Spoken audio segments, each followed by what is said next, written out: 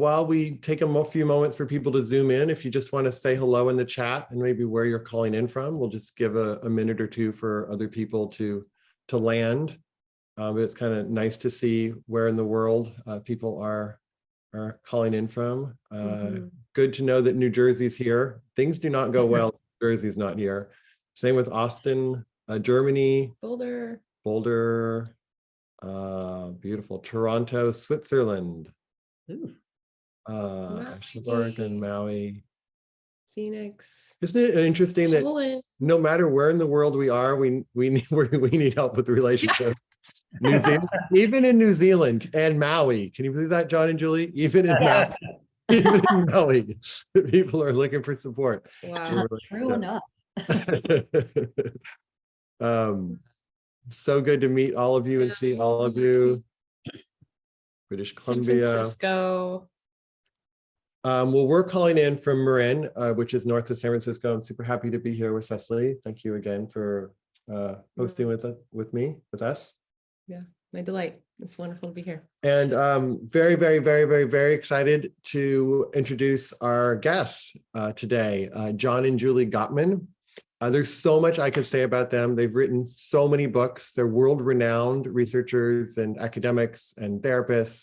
And they really brought this whole topic to the limelight, which is just how do we deal with relationships and how do we make relationships that are thriving? They have this incredible new book out called The Love Prescription, which if you haven't looked at it, please check it out.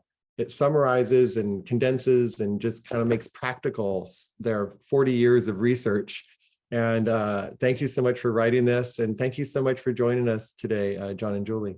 Very welcome. Thank you. Thanks for inviting us. Thank you, audience, for being with us as well. Yeah. Wonderful. So the plan is, Cecily and I have some questions. We want to dive into some of the pieces in the book. There will be a time to ask questions. We have a few submitted questions that people submitted. I think some of them wanted to remain anonymous. And so we'll bring those topics up without necessarily having to name names, but there will be a time. If you have a question, we'll try to bring in some questions. We probably won't be able to bring in everyone's questions, just so you know, but we'll do our best. And I wanted just to say that, again, this book is really, really amazing. And there was a line that jumped out at me, and I want to share that line and see if that resonates with you all in terms of kind of the heart of the book. And the line says, "We know from the love lab that the best relationships aren't built on partners mostly telling one another what is wrong." And and knowing that there's a place for conflict and there's a place for you're not doing this and I'm upset about this, but there's also a place, and you talk about it so much in this, there's a place for honoring the goodness of each other. So I was wondering if you could say a little bit about how that came about, and if I'm accurate in that assessment that this book is an attempt to kind of strengthen aspects of a relationship that are needed to really sustain a healthy relationship. So I thought that might be a good place to start. Go for it. Well, you know, we really discovered that, Soren, in our apartment lab, where we had 130 newlywed couples come and spend 24 hours, and we followed them for 7 years.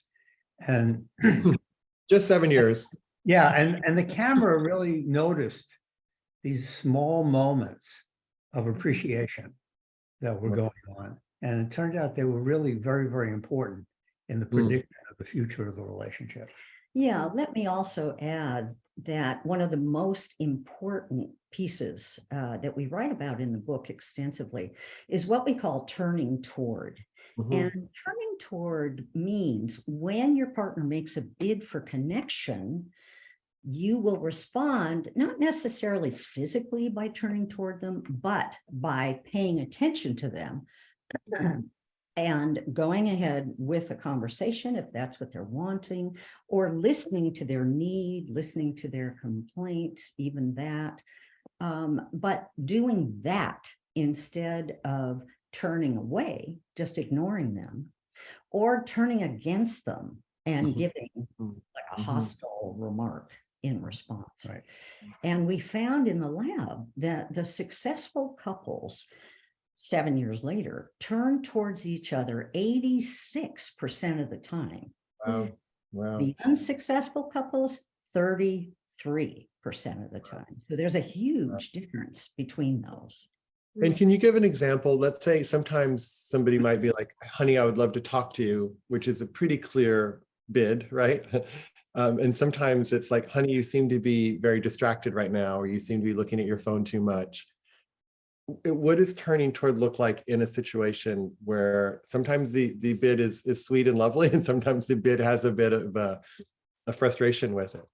Okay, why don't we role play it? Sure. Okay, so let's see. How you doing, sweetie? Yeah, I'm not having a good morning. You're not? No, Oh. Oh, I woke up on the wrong side of the bed.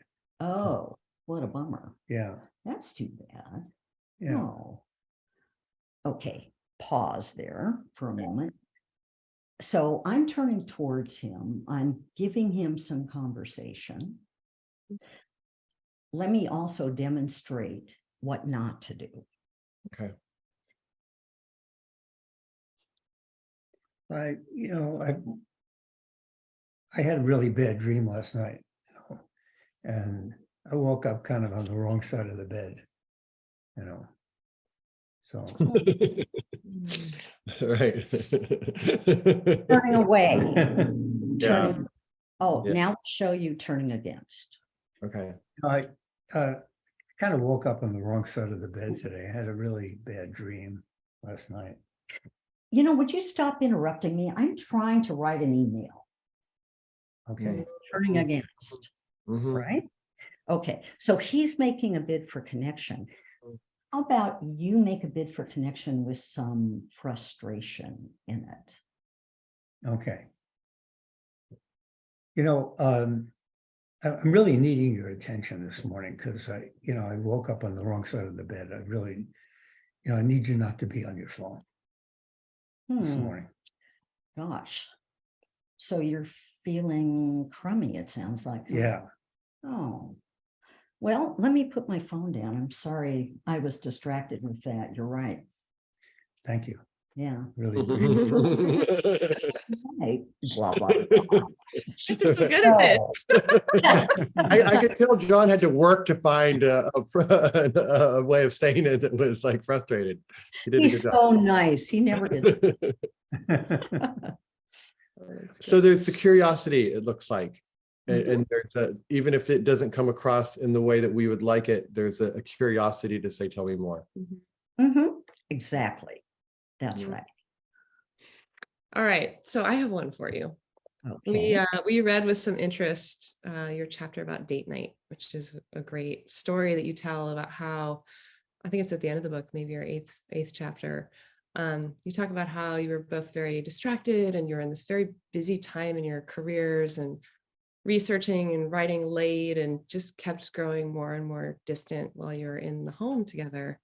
And there was just a kind of a moment where you said, okay, we're going to put it all down and we're going to go out. And you tell this beautiful story about going to the hotel and finding this luxurious sofa and being dressed up and your connection time. And I think the notion of date night is something that couples can grok and adopt relatively easily. There's a lot of nuance in how we do it. But I'm curious about the time kind of leading up to that, the day-to-day where you don't get a date night. And maybe you have a couple that is really busy. I mean, Soren and I both have so much going on all the time with work and projects and kids. And we Also on our date night last night, so I interrupt. I wanted to talk about this interview today, and she's like, "No more, no." Like the wooden thing. And we call it getting the hand. That's So right. I just got Julie's hand. Yeah. Hand. So what's thank you. So what's some practical advice around kind of how you make sure that even when you're not on date night, but you're at home, how do you not do this, email on the face thing or just end up living a parallel disconnected life because there's so much other stuff to do all the time? Do you have rules? I have an idea how to respond to that. It really comes from our daughter and son-in-law have this thing they call micro dates. Oh, wow. They will take, like 20 minutes or half an hour and go on a date at home. Wow. To sleep, they get it in and they just pretend that they're in a park, having a picnic. and Sweet. have a micro date. Right. sweet. Yeah. And let me- there's some rules to this, right? There's some Yeah. rules to creating a container, a safe Mhm. container. Yeah, let me generalize a little bit more. So what really helps is to have what we call rituals of connection. And rituals of connection are pre-designed little pockets of time that you have together just for the two of you. They don't have to be long. They can be a hug when you reunite at the end of the day, or when you wake up in the morning, just saying, "How was your sleep?" Just a little tiny pocket of connection. But rituals of connection are something that you design together. So there's many, many alternatives. You can do big rituals of connection, like, let's say, an overnight every couple of months. You can do little tiny ones like I described with that hug. But the key is that you talk about what you want that little ritual to look like. So who's going to initiate it? How's the other person going to respond? What's going to happen in the middle? How long is it going to last? Where is it going to happen? Right. So let me give you this beautiful, beautiful illustration of something for very busy couples. We knew a couple that were incredibly busy. They were academics. They were wonderful, wonderful people, but working all the time, getting grants and so on.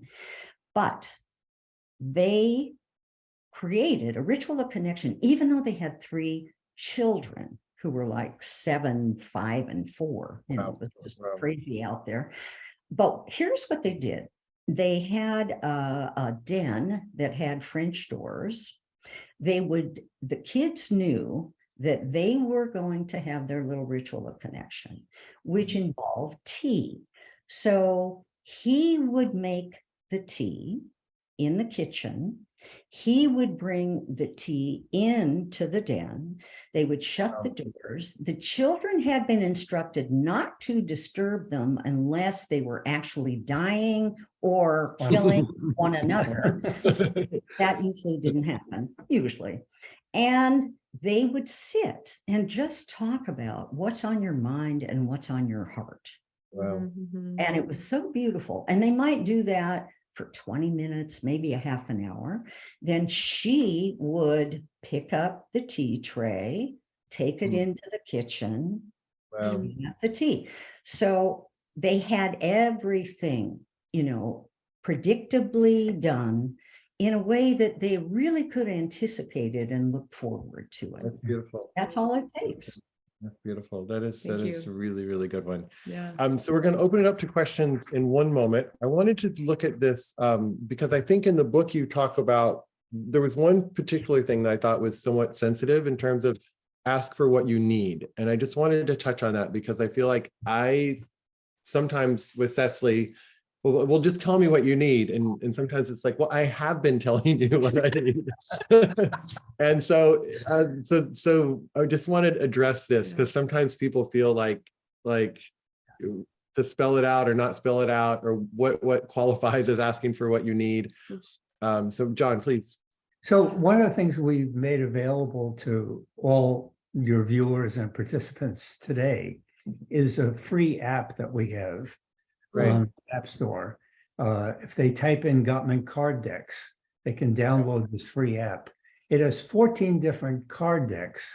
One of them is asking for what you need, express your needs. Yeah. And you can go through these cards on your phone and pick 3. Each of you can pick 3 that you really want from your partner this week. Okay. So a great ritual connection is to spend 20 minutes a week just going through that card deck and saying, here's what I really want from you this week. And then you can check up on it in another ritual connection we call the State of the Union meeting. We'll talk about that. I'm not going to talk about that. Let me And is just the understanding that the partner should do their very best to meet that need, or is it just to hear that I have a need for this, or how does that? let's slow down a little bit. So there's really a key to how to express your need. So a lot of people will wait and wait and wait because they've been taught they're not entitled to have any needs met, right? Most of us don't come from perfect families. And when we have busy parents or parents who are preoccupied, we may not get any needs heard, and that is tough. So we hold the needs inside until there's so much resentment that the need comes out as criticism, something like, you wouldn't think to do the dishes, would you? You're too lazy, something like that, which the partner, I don't think, is going to jump into the kitchen and do the dishes. Yeah.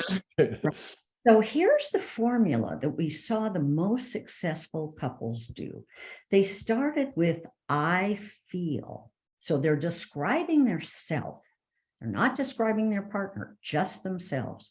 I feel some emotion. I feel angry, frustrated, sad, lonely, stressed.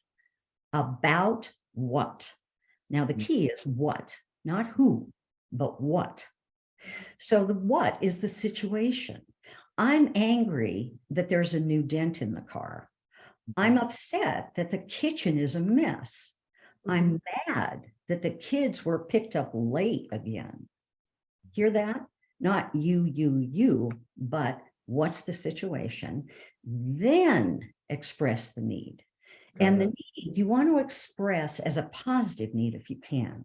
So a lot of us think, stop doing this, stop doing that. That's a negative need. Flip it on its head and say what you do need that would help your partner to shine for you.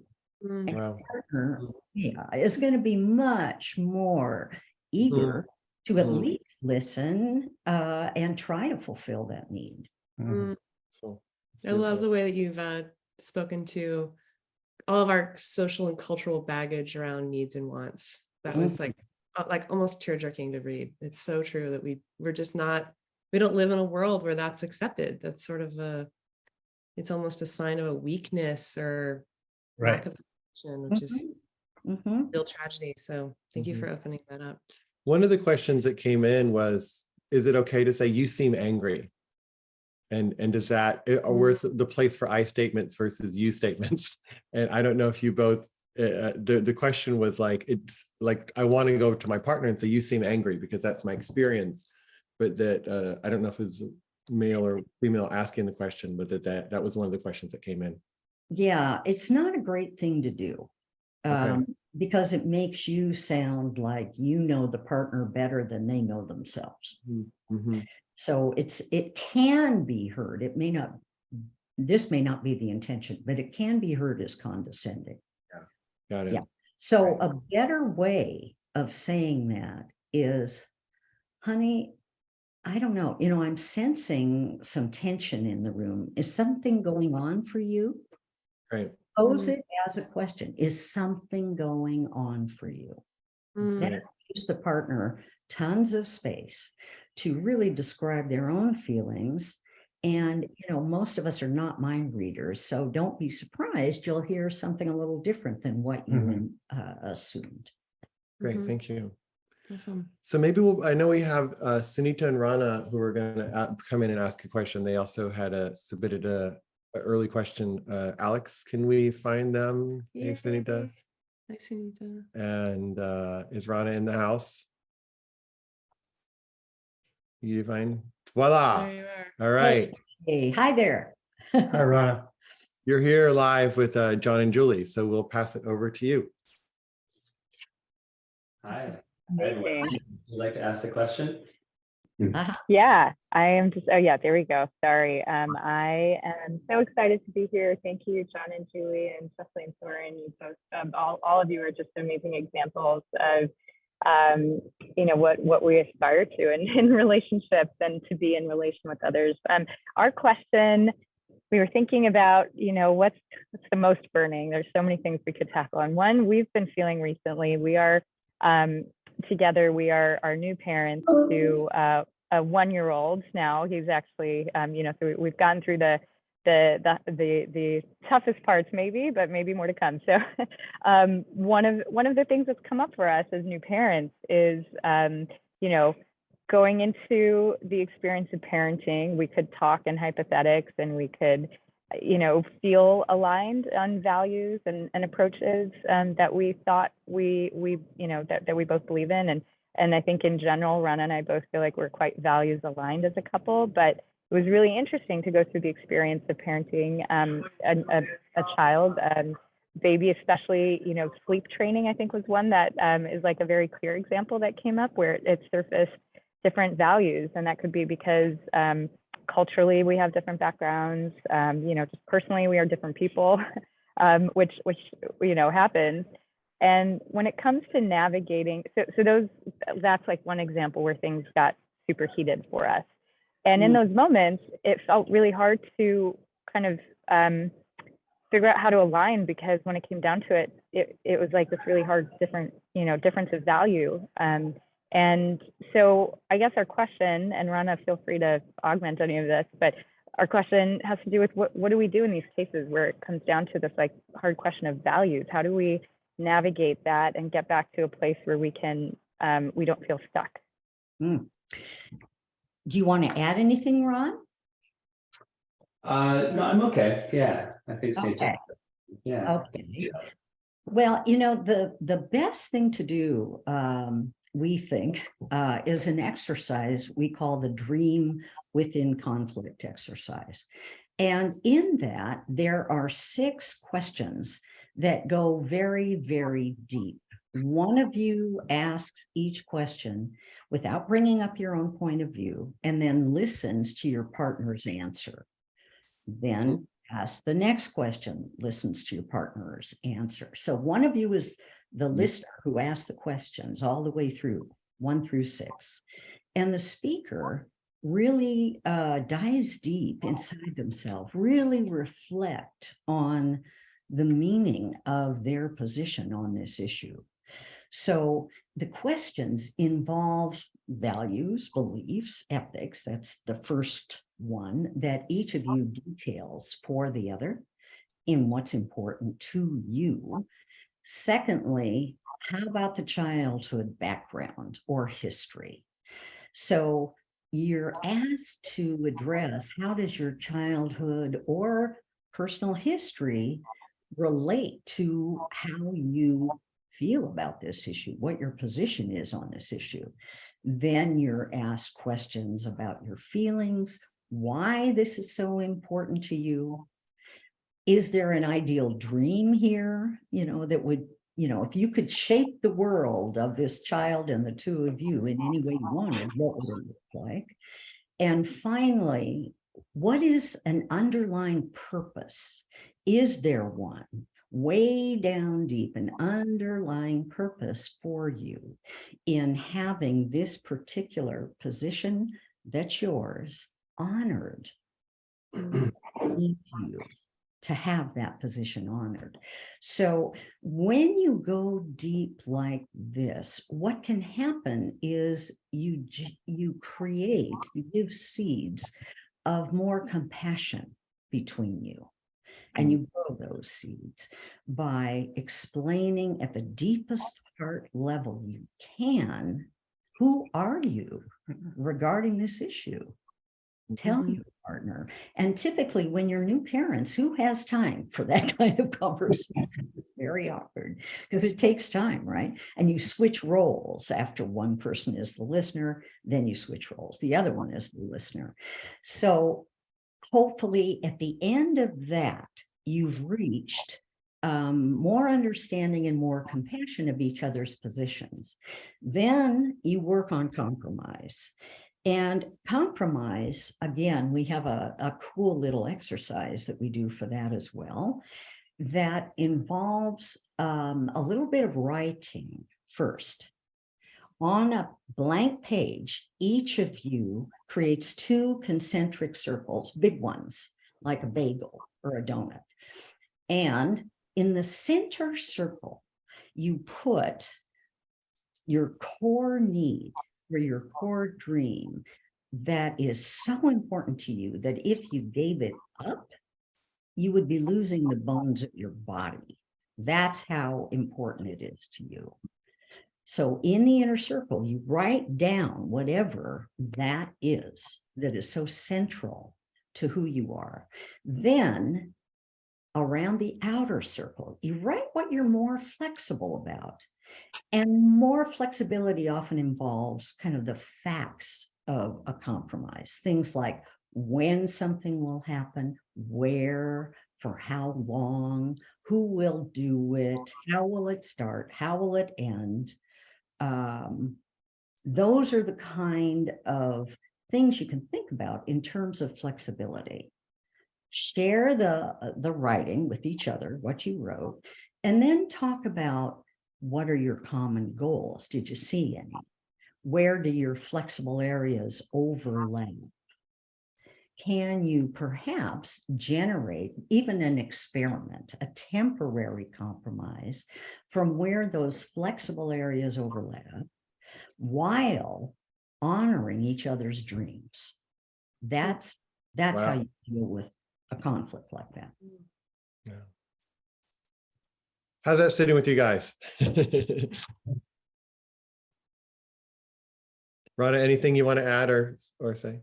Yeah, no, I like it. I like the way that it allows each of us to share what's coming up most for us, Mhm. and the way that makes sure that we each hear each other and that we get to say and the other person receives, without quickly, let's say I want to jump in and say, well, here's what I think, but no, it's actually time to listen to hear what Sita thinks and where her heart goes. So I really like that. And then the bagel. I like bagels over donuts, so I'll say bagel. Have the circles. I can envision that as well, and I feel optimistic that we have a number of things that overlap. And I think it is, but I do still wonder about that next step of the actual compromise when it comes to something like Sita referenced sort of some of the parenting stuff around, like it's sleep training. So anyone with kids is, probably has navigated some form of sleep training in their day. And that can be an area that, multiple approaches can work. And sometimes a single approach can work. So it's I sometimes wonder what the compromise is in situations like that. And so I have more curiosity over it, but I like the first two steps I really like. Yeah. Do you want to say anything about sleep training? Well, a lot really depends on your philosophy. The research literature really suggests that whether you use sleep training that is gradual, where you're responding to the baby's crying, but then you wait longer to respond and gradually move away, is as effective as the sort of going cold turkey and not responding. And in terms of the outcome for the baby, it doesn't really matter very much, as long as you're providing a secure base for the baby in other ways. Attachment doesn't really change very much. There's also sleep training where it's really an attachment-based sleep training. Again, that is as effective as the other one. So it depends a lot on what feels comfortable for you. I know for us, the Ferber approach of going cold turkey and not responding to the baby's crying, we couldn't do it. We were crying ourselves. And, and we sort of went, well, philosophically, what does it mean? What are we telling our baby when we don't respond to its crying? And we felt like we're really telling the baby that there's nobody there to soothe them when they're upset. So we didn't feel comfortable with that approach. And so as a result, we had much longer time, years of the baby being in our bed or, right next to us. We should say that your children still sleep with you though, right? We should mention that. I mean, she's 32 and she's still. I mean, we should just say that out loud. Right. So a lot depends on, your emotional makeup and your cultural history and so on, as to what works. In terms of outcomes, for the baby, it doesn't seem to make a lot of difference. That's kind of most experts' reading of the research. So it's really the process, and what process feels better for you in terms of how you naturally respond to an infant that's distressed. So, almost any solution will work in terms of outcome. You want to Yeah. add something? Yeah, one thing that really influenced me was a book called The Continuum Concept, which was out, I don't know, maybe 35, 40 years ago, something like that. And one point it made, which really struck me, was that 2/3 of the world sleeps with their kids. 2/3 of the world. That's a lot of people, right? And what's wrong with that? Well, obviously intimacy, you have to do it somewhere else. But yeah, so you get creative. That's okay. Until your child really wants to be on their own, be independent. And so I felt very, very comfortable with her. I made a nest next to me. So she wasn't actually in the bed, she was in a nest. But she could reach her hand up and take it if she needed it. And boy, I just love that. And it created a very special, secure bond, I think, for us, even though I was a working mom and so on. So, but it's up to you guys, right? As to what works for you.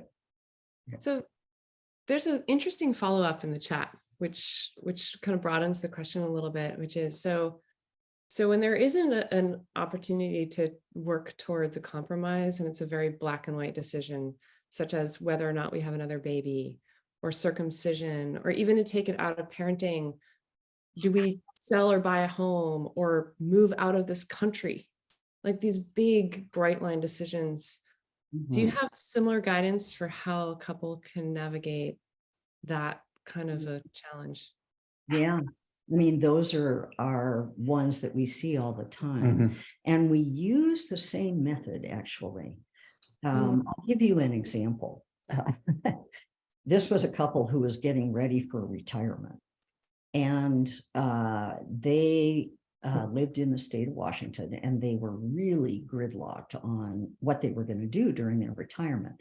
And what he wanted to do is to sell their house and buy a sailboat and just sail off into the sunset, classic dream. But he was really serious about it. He studied sailing, was a great sailor, just really wanted to do that. Okay, so what did she want to do? Listen to this. So she had a farm that had been in her family for over a century. So it was called a century farm. And she wanted to take her place in the legacy of her ancestors and live on the farm too. And where's the farm located? Iowa. So how do you sail? They wanted to stay together, and they wanted to stay together. Of course they wanted to stay together. And so how do you sail around the world from Iowa? Right? I mean, it's like impossible. So here was the compromise they came up with. The compromise was they would sell their house. They both wanted to do that. And his dream would go first. They would take 1 year and sail as far as they could for 1 year. After that year, they'd put the boat up on dry dock and they'd go to Iowa and they'd live in Iowa for an entire year. And then after 2 years, decide what made the most sense. So you can do stuff like that. But then again, I had a couple, given geography again, where she was in Switzerland. She had a son who was on the spectrum of autism, and he had quite a support system in Switzerland. And her partner was in Ghana. Now, does Ghana have the same support that they offer in Switzerland? No way. So she wanted to stay in Switzerland, and he really wanted to return to his homeland. He had practiced medicine and give medicine to his fellow country people. How did they solve that one? Well, wasn't a solution. She could not leave. Her son came first. She was going to stay in Switzerland. He was going to go to Ghana, stay in Ghana. They didn't want to have a long distance relationship. So they ended up breaking up, but at least they understood the reasons why they broke up. And so there weren't any ill feelings because they did this exercise and each one understood the ideal for their partner. It's Mm, beautiful. Beautiful. thank you guys. Anything else, Ron and Sunita, before we move on to another question? Any final? You could have another kid too, and then one would get choice with one. Sounds like the right really way to think cute. about compromise. Yeah. Yeah. Thank you you so much. much. Really Yeah, appreciate it. thank you so much. Appreciate Really it. appreciate it. Do you want to answer the question that came in? Sure. Okay. Okay, so we gave people an opportunity to send questions in advance. And one of the questions that came in was, how do you manage insecurity and jealousy regarding your partner's prior relationships? That's a good one. So, first of all, you don't describe your partner, you describe yourself, right? So loosely speaking, what that means is you don't come home from a party and say, there you were again, flirting with that guy. I just can't believe it. How come you were doing that? I was really mad. Don't do that. Instead, you describe yourself. You come home from the party and you say, honey, I felt so insecure at the party. God, I just couldn't get beyond these feelings of jealousy inside me. And I felt really afraid that, I don't know, you'd find somebody else more attractive than me. I was really scared. Can you please give me some reassurance that you love me? Wow. Oh, That's really good. That's how you do it. That's beautiful. That's beautiful.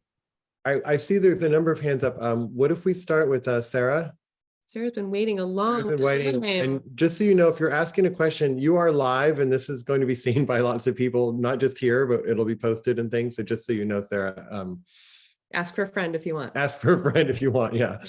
All right, let's see. It looks like you'll be asked to unmute. All right. Hey, You are everybody. live. Welcome. Thank you so much. I have two questions and I'll make them very brief.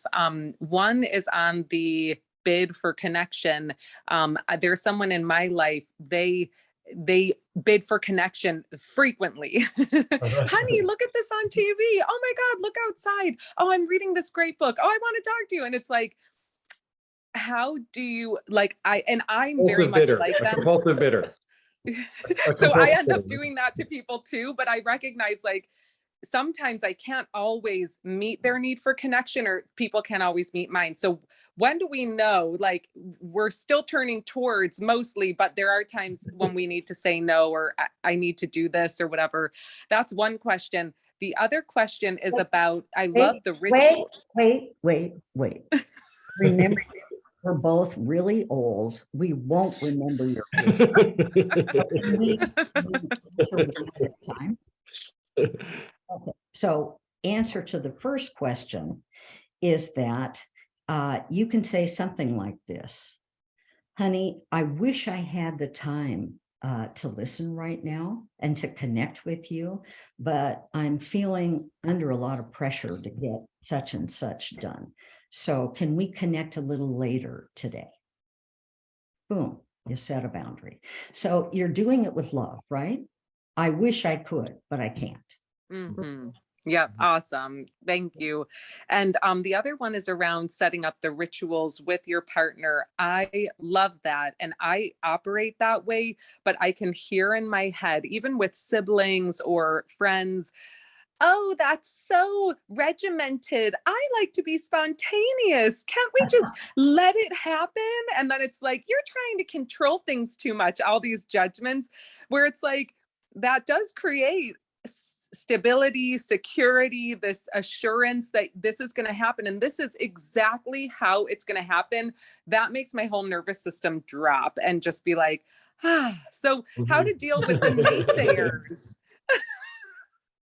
Oh, God, Yeah. that's so wonderful. What a great question. Do you want to answer that or? should Well, I? I think that you have to talk about how much spontaneity you really want. And I think you can, in a way, plan for spontaneity as well.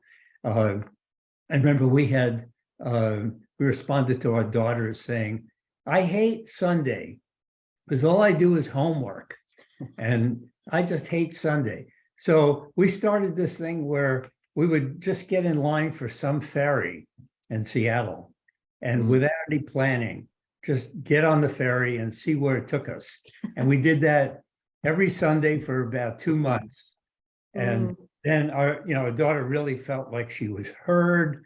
And we had a lot of fun on beaches and in antique stores and coffee houses, exploring all kinds of places and built that in. But we also then went back to homework on Sunday also. So, I think you can do both. You can have the sort of times that are, about that you can look forward to. And create those traditions in your relationship. We have an annual honeymoon that we do every summer. We've gone back to the same bed and breakfast for 22 years. Wow. And we bring our kayak and we ask each other 3 questions. In those 2 weeks, we ask each other, what did you love about last year? What did you hate about last year? What do you want next year to look like? And we really go over the year and, and really make changes, that we think are appropriate. So that's our annual honeymoon. But you're right, spontaneity is also something that you need in a relationship. One thing I would also suggest is that it sounds like somebody, whoever it is, responds to your ideas for a ritual of connection with a lot of criticism. That's so regimented. You're so regimented. You're so controlling, blah, blah, blah. That's what they're really saying. And so you need to make a repair there. You need to jump in and say, I'm really feeling defensive right now, feeling put down. Would you mind asking for what you want in a different way? No.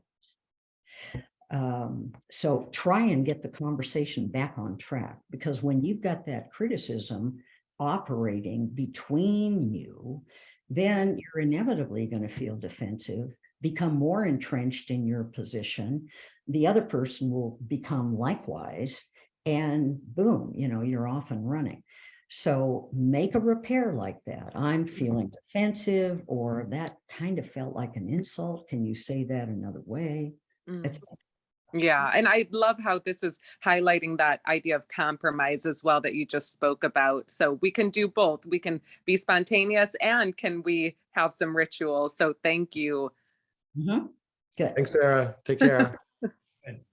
And there's a lot in the love prescription too, if you get a chance to read it. There's a lot of practical things there. And I think before we ask another question, also, it might be nice to tell people about Gottman Connect real quick, which I know is coming out. Yeah.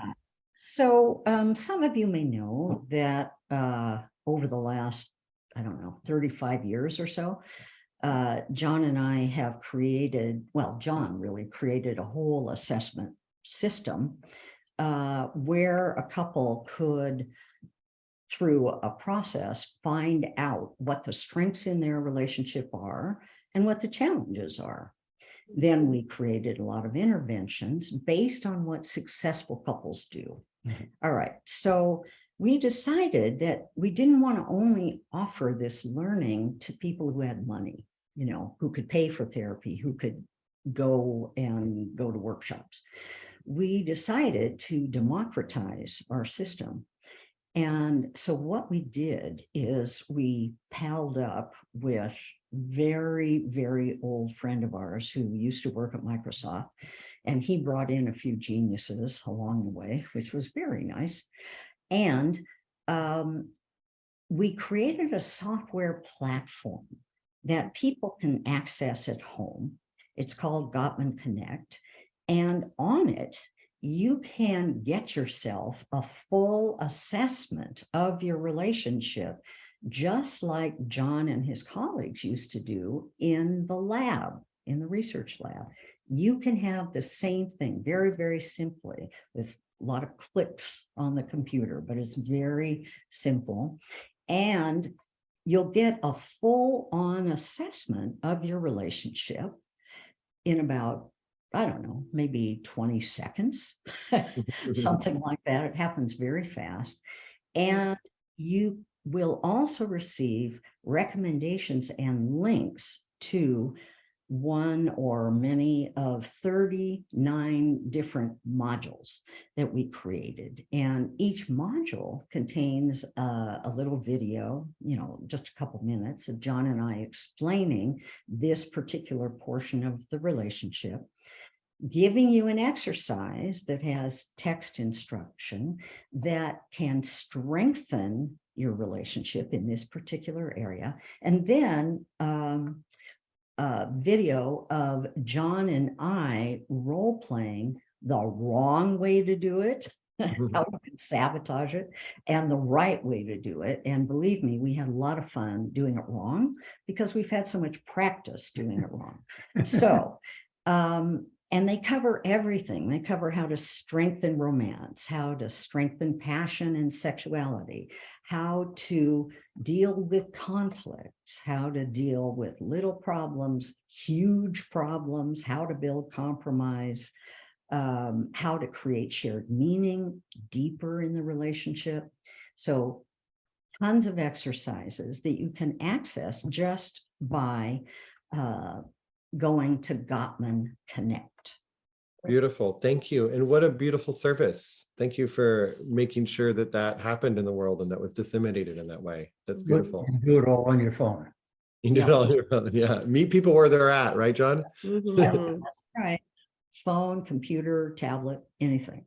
We have there's an active chat, numerous people highlighting that says, from one of our people, it says, how do you get to the truth of something with a partner who's a pleaser and says what they think you want to hear, which may or may not be the truth?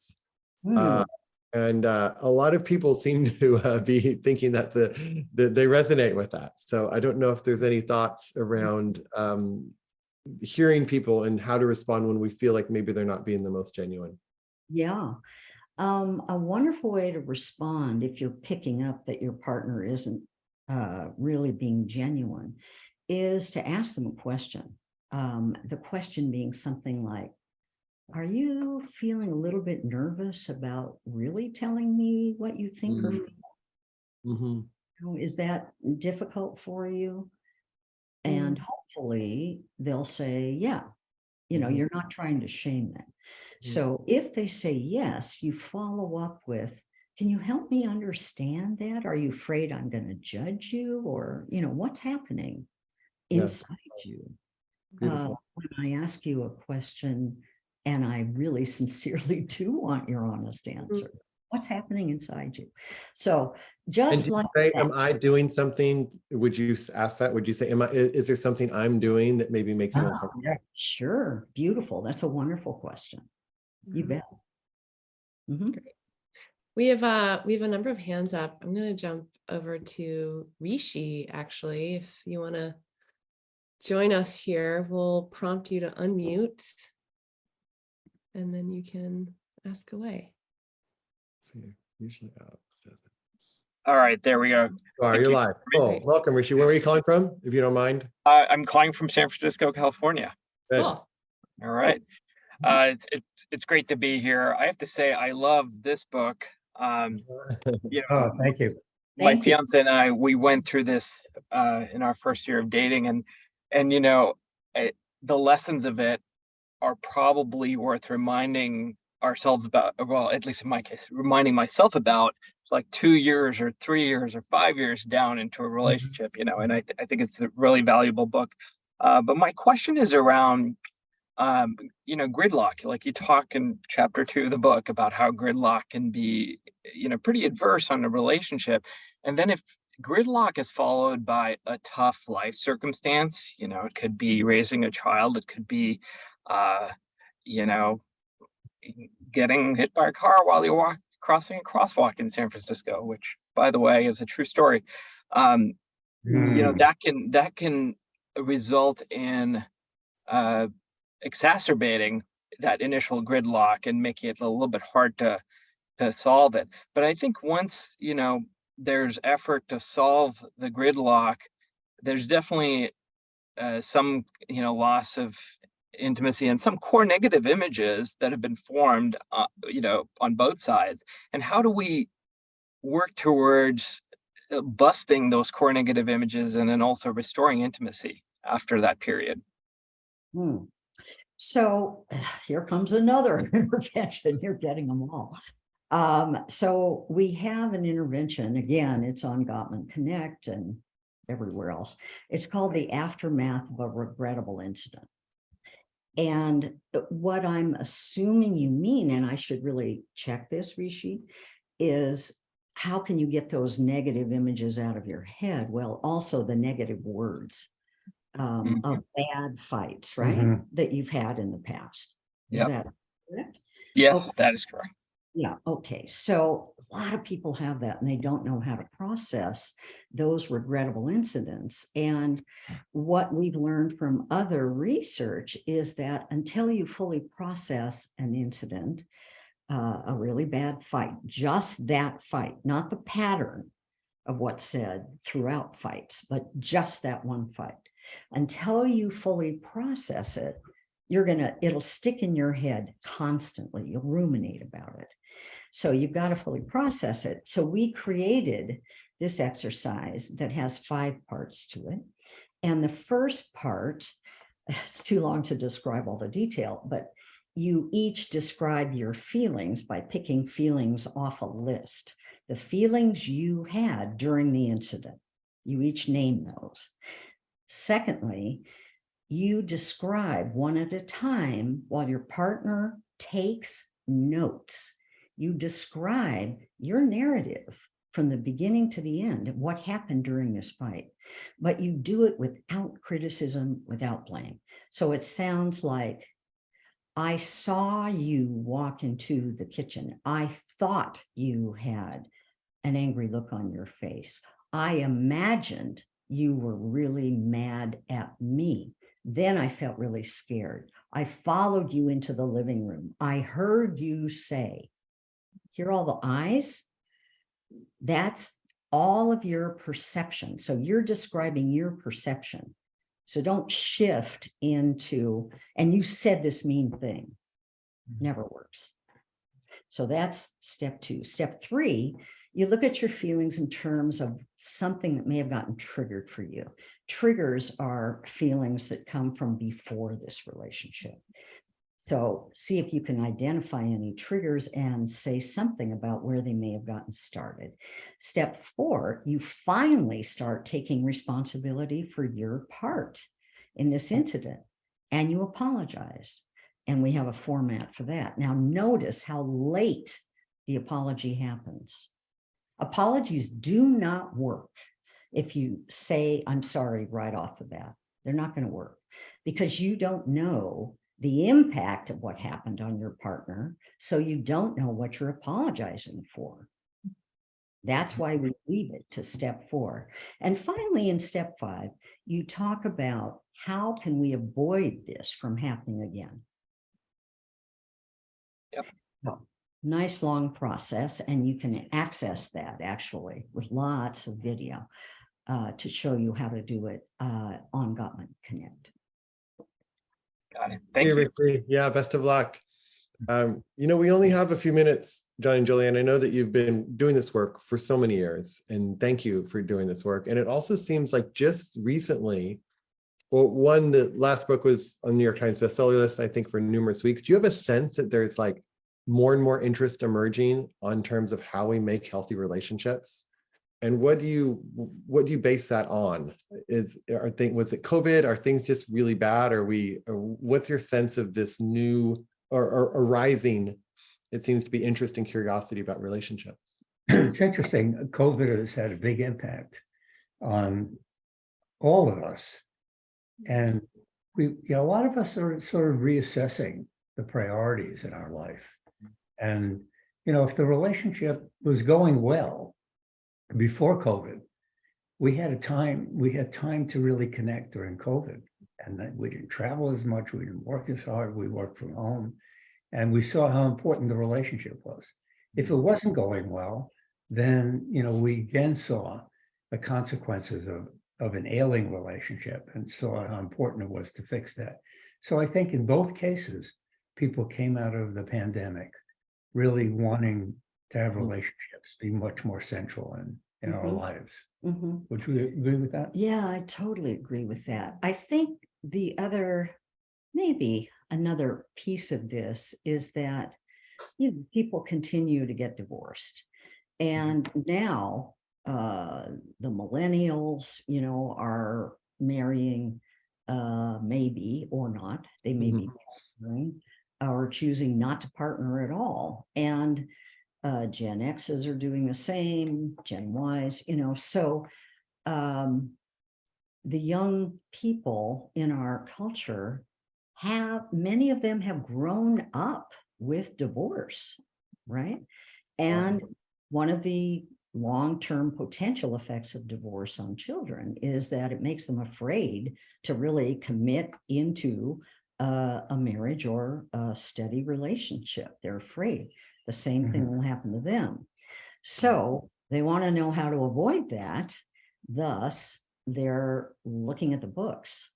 In the 50s, there was so little divorce because women weren't working. Women were financially dependent on men, but women have built careers more and more over the decades. It's another reason. Some women are earning more if they're in a heterosexual relationship than a man, and that can create tension. Never used to see that hardly at all. So it's a tough world. Yeah. I mean, I think in general, I suppose every generation sees this. There's so much stress in the world now with climate change, with political polarization, with everything else. Where does the stress go? Right here, right? Close to your partner, right? And you don't want that. So people want to know how to do it well. It's beautiful. So we're just at the end of the end of the hour. Any final thoughts, blessings? We have the Gottman's Connect. I know is a wonderful way to stay connected. The last book is called The Love Prescription. Any other thoughts before we close up this time? And thank you again for taking the time. Yeah, I just want to thank all of you. I mean, you are the ones that Soren was just asking about in terms of really wanting to have a beautiful dream of a relationship. And that is so important today. You are working on creating more love in the world. And boy, do we need it. So thank you for listening in. And I hope you enjoyed it. So much. Thank you. So we're going to let everybody unmute themselves. Let's see. And we can say some blessings and goodbyes. Any and all languages are welcome. So you can go to gallery view. And thank you all. Sorry we couldn't get to every question, but thank you all for your presence and your care. Thanks, everyone. Gracias. Sophie and Clemens. Thank you. See you, Corey and Chow. Hasta pronto. Thank you. Adios. Well, Gracias. be well. Take care. See you all soon. Thank you. Special Julie. thank you.